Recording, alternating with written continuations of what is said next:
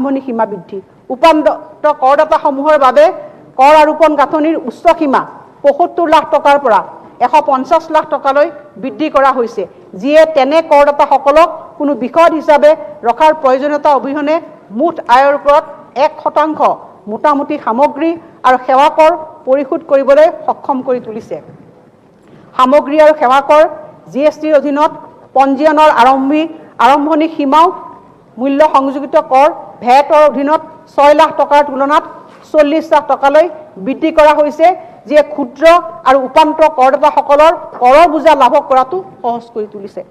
চাহ উদ্যোগলৈ কৰ সকাহ ৰাজ্যখনৰ চাহ উদ্যোগটোৰ উন্নয়ন সাধনৰ অৰ্থে তথা ইয়াৰ বহনক্ষম বিকাশৰ বাবে অসম কৰ আৰোপণ নিৰ্দিষ্ট ভূমিত আইন ১৯৯০ৰ অধীনত ২০১৯ চনৰ ১ জানুৱাৰীৰ পৰা কাৰ্যকৰী হোৱাকৈ চৰকাৰে চাহ বাগানসমূহে উৎপাদন কৰা আৰু ক্ৰয় কৰা কেঁচা চাহপাতৰ গ্ৰীণ টি লিভছৰ কৰ পৰিশোধৰ ক্ষেত্ৰত ৩ বছৰৰ কাৰণে কৰ সকাহৰ কথা ঘোষণা কৰিছে।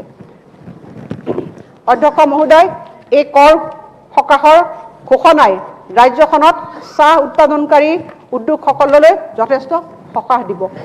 তদুপৰি জলবায়ু পৰিৱৰ্তন আৰু অন্যান্য কাৰকৰ বাবে ক্ষতিৰ সন্মুখীন হোৱা চাহ খণ্ডটোৰ প্ৰসাৰ তথা এই খণ্ডটোলৈ সহায় আগবঢ়োৱাৰ অৰ্থে চৰকাৰে ২০২০ চনৰ ১ এপ্ৰিলৰ পৰা কাৰ্যকৰী হোৱাকৈ ৩ বছৰৰ বাবে কৃষি আয়কৰ পৰিশোধৰ ক্ষেত্ৰতো সম্পূৰ্ণ ৰেহাই প্ৰদান কৰিছে।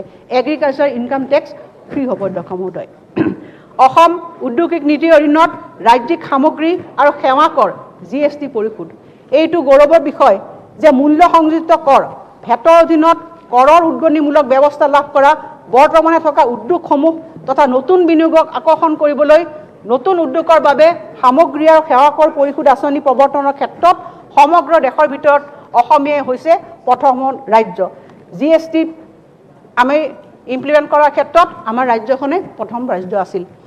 অসম ঔদ্যোগিক যোগ্য গোটকৰসমূহৰ বাবে কৰ পৰিশোধ আঁচনিৰ অধীনত এতিয়ালৈকে যোগ্য উদ্যোগসমূহলৈ ৭৮৩.৬১ কোটি টকাৰ ৰাজ্যিক সামগ্ৰী আৰু সেৱা কৰ SGST পৰিশোধ কৰা হৈছে। State GST. অধ্যক্ষ মহোদয়, বকেয়া ধন প্ৰদানৰ ক্ষেত্ৰত ঋণ পৰিশোধ আঁচনি বহুদিন ধৰি অনাদায় হৈ পৰি থকা বকেয়া ধন প্ৰদানৰ লক্ষ্যৰে ২০১৯-২০ আৰু ২০২০-২১ বৰ্ষত বকেয়া ধন পৰিশোধৰ বাবে অসম কৰ আৰোপণ বকেয়া ধন পৰিশোধ আইন ২০১৯ৰ জৰিয়তে এখন সমাধান আঁচনি এমনেষ্টি স্কিম হাতত লোৱা হৈছিল। বহুদিন অনাদায় হৈ পৰি থকা বকেয়া ধন পৰিশোধৰ বাবে ২০২১-২২ বিত্তীয় বৰ্ষতো এখন একেধৰণৰ আঁচনি অনাৰ প্ৰস্তাৱ দিয়া হৈছে। কোভিড সম্পৰ্কীয় গুৰুত্বপূৰ্ণ সা সামগ্ৰী ব্যয় কৰাৰ অৰ্থে সামগ্ৰী আৰু সেৱা কৰ জিএছটি ৰেহাই আৰু কৰৰ নিৰিখ হ্ৰাসকৰণ কোভিড-19 প্ৰতিৰোধ তথা চিকিৎসাৰ বাবে প্ৰয়োজনীয় হোৱা অত্যাৱশ্যক ঔষধ আৰু অন্যান্য চিকিৎসাজনিত আহিলা পাতি পৰীক্ষা কৰা সা সঁজুলিৰ ওপৰত সামগ্ৰী আৰু সেৱা কৰ জিএছটি ২০২১ চনৰ ৩০ ছেপ্টেম্বৰলৈ সম্পূৰ্ণৰূপে ৰেহাই দিয়া হৈছে নাইবা হ্ৰাস কৰা হৈছে। পৰিস্থিতিৰ ওপৰত ভিত্তি কৰি এই ৰেহাইৰ সময়সীমা বৃদ্ধি পাব। অধ্যক্ষ মহোদয়, কোভিড-19 মহামাৰীৰ ভয়াৱহতাৰ পৰিপ্ৰেক্ষিতত সামগ্ৰী আৰু সেৱা কৰ জিএছটিৰ অধীনত কৰদাতাসমূহলৈ বিশেষ ৰেহাই। তদুপৰি কোভিড-19 মহামাৰীৰ দ্বিতীয় লহৰৰ বাবে সামগ্ৰী আৰু সেৱা কৰৰ অধীনত বিধিসন্মত আৰু নিয়ামক নীতি নিৰ্দেশনা পালন কৰিবলৈ যাওঁতে কৰদাতাসকলে সন্মুখীন হোৱা প্ৰত্যাহ্বানৰ পৰিপ্ৰেক্ষিতত চৰকাৰে কৰদাতাসমূহলৈ বিভিন্ন সকাহ প্ৰদান কৰিছে। সেইবোৰ হৈছে সুতৰ হাৰ হ্ৰাস, বিলম্ব হোৱা মাচুল ৰেহাই, জিএছটিৰ ৰিটাৰ্ণৰ তাৰিখৰ সম্প্ৰসাৰণ কৰা, ITCৰ ক্ষেত্ৰত ৰেহাই আৰু জিএছটি ৰিটাৰ্ণ দাখিল নকৰাৰ বাবে এমনেষ্টি স্কিম, পিতৃকৰৰ বিবেচিত পঞ্জীয়ন ভৰ্তিকৰণৰ সুবিধা, বিভিন্ন কৰ সম্পৰ্কীয় আইনৰ অধীনত পঞ্জীবদ্ধ কৰদাতাসকলে ব্যক্তিগত কৰ প্ৰফেশ্যনেল টেক্স আইনৰ অধীনত পঞ্জীবদ্ধ বা ভৰ্তি হ'বলৈ প্ৰায় অক্ষম হয়। আজ্ঞানুবৰ্তিতাৰ ভাৰ সুচল কৰিবলৈ অন্য কৰ আইনৰ অধীনত পঞ্জীবদ্ধ কৰদাতাসমূহলৈ পঞ্জীয়ন বিবেচিত ডিমড ৰেজিষ্ট্ৰেশ্যন হোৱাৰ সুবিধা প্ৰদান কৰা হৈছে। সামগ্ৰী আৰু সেৱা কৰ বহিৰ্ভূত নন জিএছটি টেক্স আইনৰ স্বয়ংক্ৰিয়কৰণ, ইয়াৰ অধীনত পঞ্জীয়ন, ৰিটাৰ্ণ দাখিল, কৰ পৰিশোধ আৰু নন জিএছটি আইনসমূহৰ আওতাত পৰা কাৰ্যপ্ৰণালী বৰ্তমানে কৰদাতাসকলে কায়িকভাৱে ৰূপায়ণ কৰি আহিছে। সেই কাৰ্য প্ৰণালীসূচক সহজ আৰু সুচল কৰিবলৈ এটা অনলাইন ইলেক্ট্ৰনিক প্লেটফৰ্মৰ বিকাশ সাধন কৰাৰ বাবে প্ৰস্তাৱ ৰখা হৈছে। আবকাৰী বিভাগৰ সংস্কাৰ। অধ্যক্ষ মহোদয়, সন্মানীয় সদনে জানি ভাল পাব যে 2016-17 বৰ্ষত সংগৃহীত 966.32 কোটি টকাৰ বিপৰীতে 2020 আৰু 21 বৰ্ষত আবকাৰী ৰাজহ 2031.05 কোটি টকালৈ বৃদ্ধি হৈছে। বিগত 5টা বছৰত বিভাগটোলৈ চৰকাৰে অনা কিছু গুৰুত্বপূৰ্ণ পৰিৱৰ্তনৰ কথাও উনুকিয়াব বিচাৰিছোঁ। 1 নম্বৰতে অধ্যক্ষ মহোদয়, চুক্তিবদ্ধ পণ্যাগাৰ ধাৰণাৰ বিলুপ্তি আৰু শুক্ল গ্ৰহণৰ স্থান পৰিৱৰ্তন। ইয়াৰ ফলত কাৰখানাৰ একমাত্ৰ শুক্ল পৰিশোধ কৰা সুৰাহে ওলাই অহাটো নিশ্চিত হৈছে। তদুপৰি বৰ্তমানে সৰ্বোচ্চ খুচুৰা মূল্যৰ ভিত্তিত আবকাৰী শুল্ক কৰ্তন সাপেক্ষে আৰোপণ কৰা হয়। দেশীয় সুৰাৰ আওপুৰণি মহল ব্যৱস্থাৰ ৰদ বদল।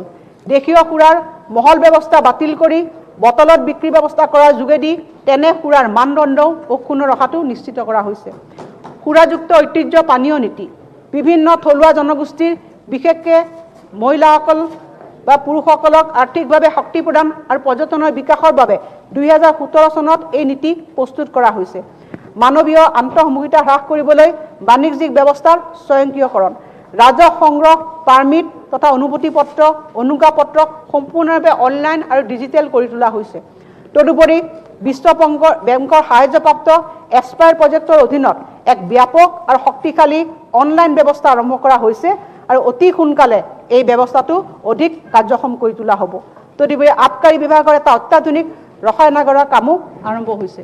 পৰিৱেশ আৰু বন বিভাগৰ সংস্কাৰ। মই অধ্যক্ষ মহোদয়, এইখন সদনত এটা ঐতিহাসিক সংস্কাৰৰ কথা ক'বলৈ আগবাঢ়ি আহিছোঁ আৰু এই সংস্কাৰটোতো মই উঠাবলৈ পাই মই নিজেই গৌৰৱান্বিত।